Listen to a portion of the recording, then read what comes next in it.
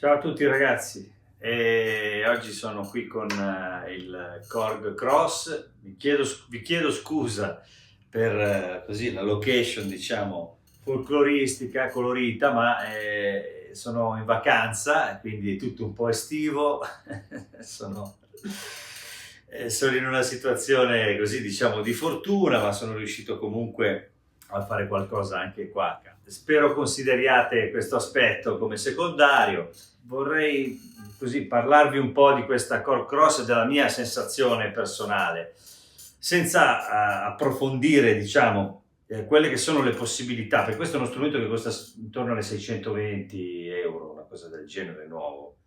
E, è un oggetto che ha molte possibilità dal punto di vista tecnico, nel senso che ha uno step sequencer, è un sampler, può ricevere suono, è un vocoder, ne fa veramente di tutti i colori, diciamo, ecco. E potenzialmente sulla carta è davvero molto articolato come prodotto. E quindi appunto questa cosa lo rende uno strumento un po' particolare, un po' che si può considerare in una fascia che è quella delle workstation di categoria, diciamo, di fascia bassa di prezzo. Però nemmeno così tanto, perché poi dall'altra parte, perché a questo prezzo? A questo prezzo perché tutte queste possibilità, diciamo, ma anche perché a livello sonoro nasconde dei segreti.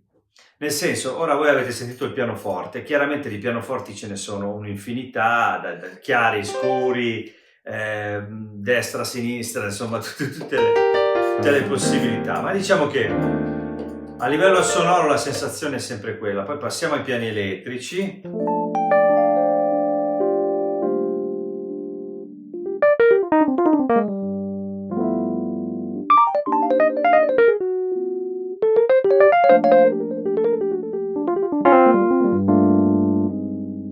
Ce ne sono di belli.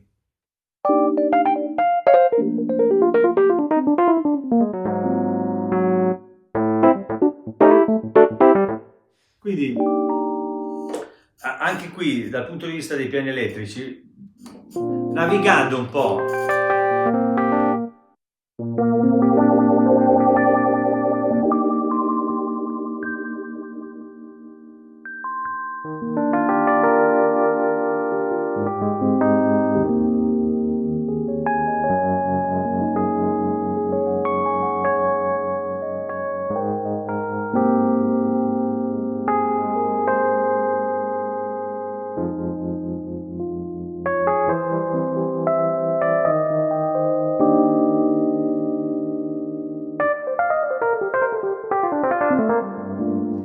succedono delle cose sfruttando anche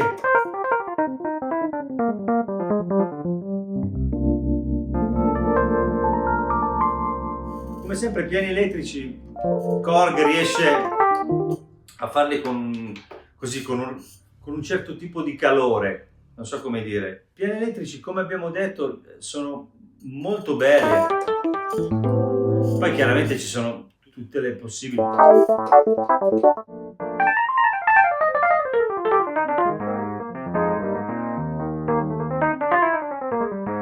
Ci sono tutte le possibili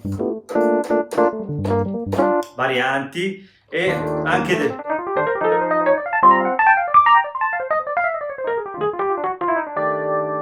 dei suoni con una dinamica decente.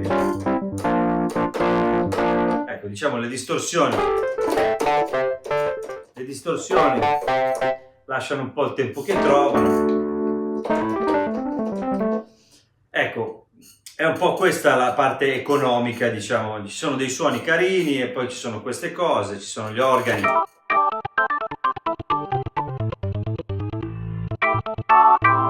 Classici di questo tipo di strumenti.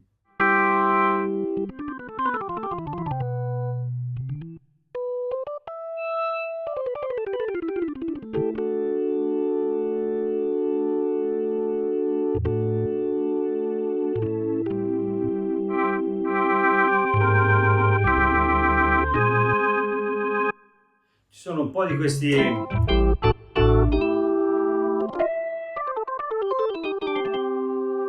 C'è questa possibilità, diciamo, di 2 setting di drawbars, diciamo, in una patch. Sono un po' violentini, un po'... Secondo me bisogna mettersi lì un attimo a vedere se si trova qualcosa da cui partire per magari costruire qualcosa di meglio.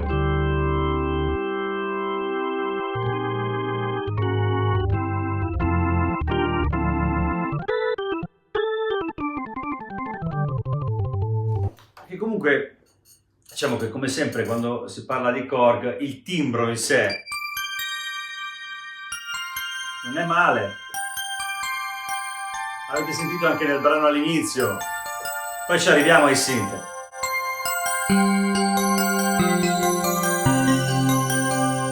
Ecco, per queste cose, per esempio, ne abbiamo... Cosa interessante quando si cambia suono, non si perde il suono precedente.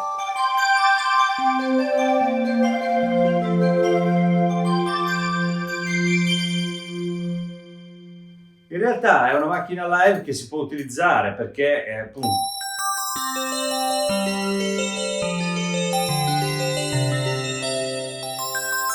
Ecco, poi ci sono tutte questi richiami un po' al DV6000, quelle cose lì, che sono interessanti perché fanno parte di uno storico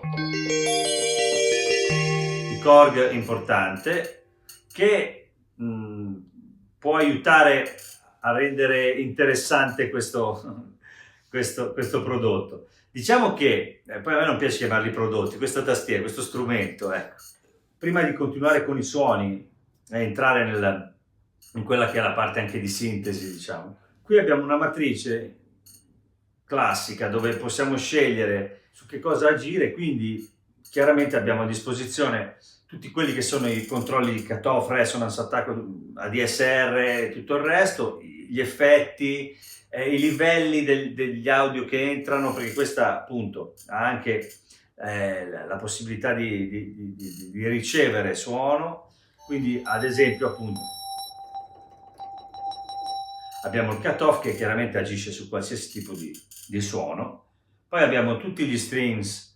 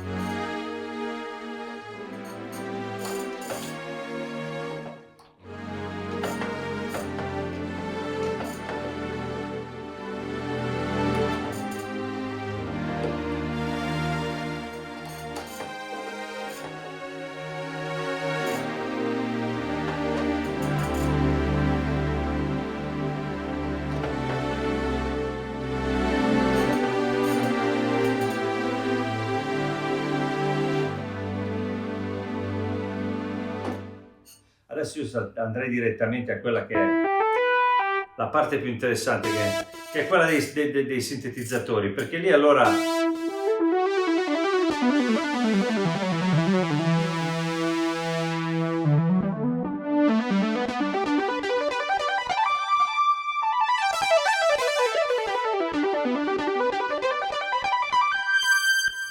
lo so che normalmente si tende a pensare che sia normale che in queste tastiere di questo tipo i synth siano la cosa migliore, forse sono la cosa più semplice di solito, però in questo caso suonano veramente bene, hanno...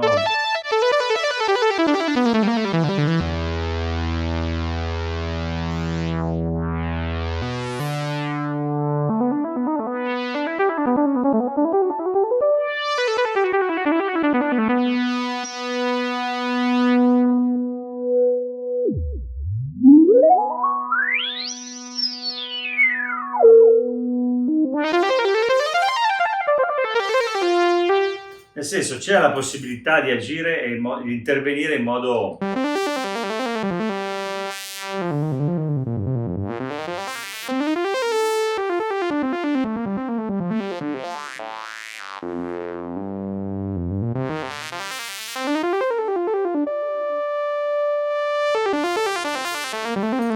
Insomma, questi non sono da sottovalutare, secondo me, e sono tantissimi, tantissimi.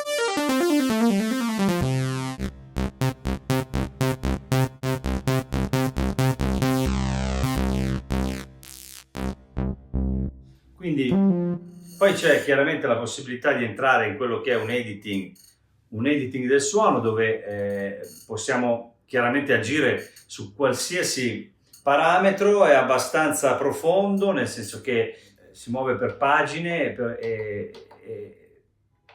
e si può decidere davvero come agire in modo abbastanza, come dicevo, profondo. Quindi anche da questo punto di vista è uno strumento che ha grosse potenzialità.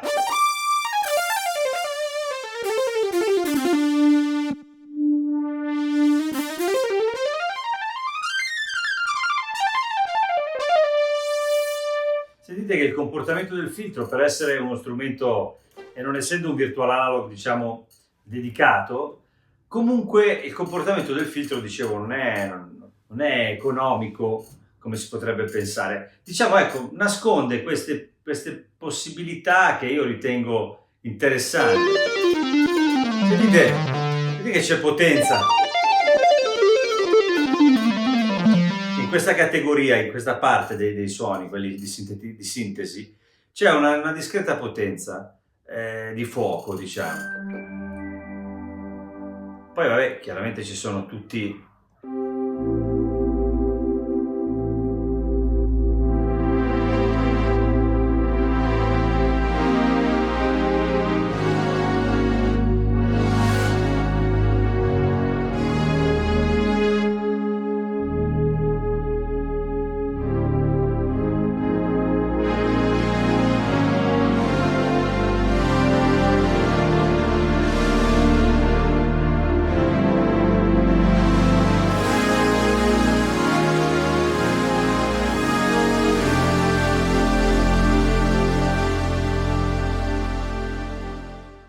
Cioè, nel senso, non so come dire,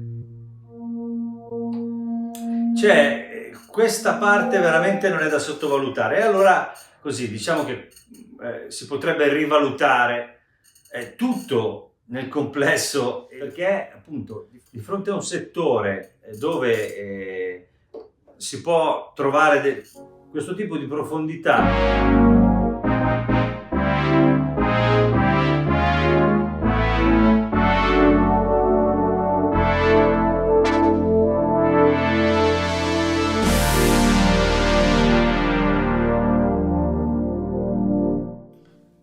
cambia tutto, perché rispetto, tornerei, nel senso, rispetto a questo, adesso torno al piano suo, quello senza... Tra questo e...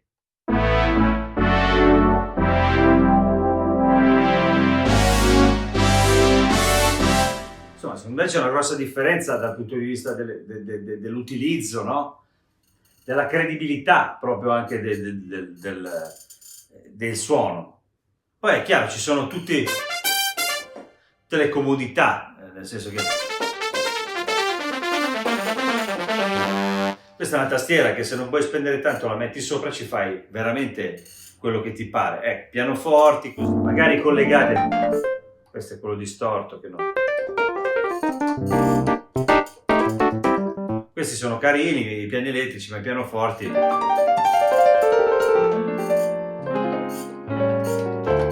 Forse pilotati con una master o comunque con una tastiera pesata possono migliorare un po', ma mi sembra che il timbro sia un po' quello. I piani elettrici chiaramente sono un po' più facili anche, no? Però sono carini, sono belli.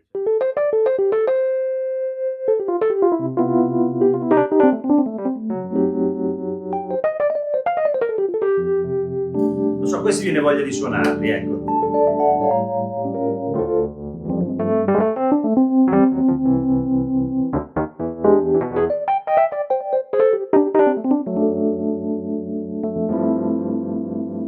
questi viene voglia di suonarli.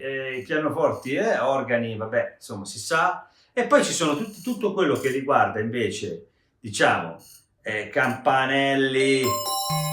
Questi sono bellissimi perché sono un po', appunto, come dicevo, di V. In generale queste cose sono...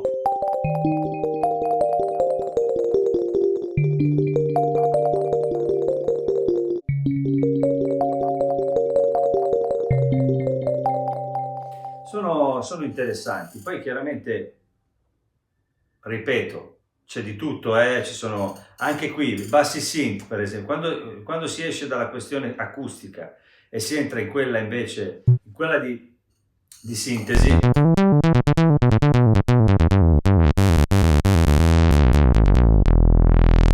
sentite che qui siamo nel verosimile, diciamo, ecco.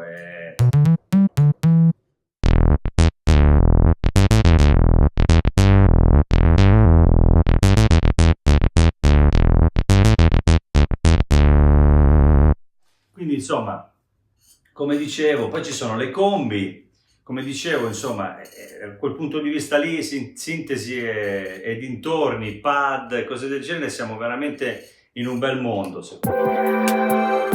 Poi nelle combi chiaramente entriamo invece in questa questione qui, quella diciamo più... Nelle combi chiaramente ci sono i classici pianoforti con gli strings e compagnia, però si entra immediatamente in questo andazzo qui. Ci sono 1 miliardo di queste cose. E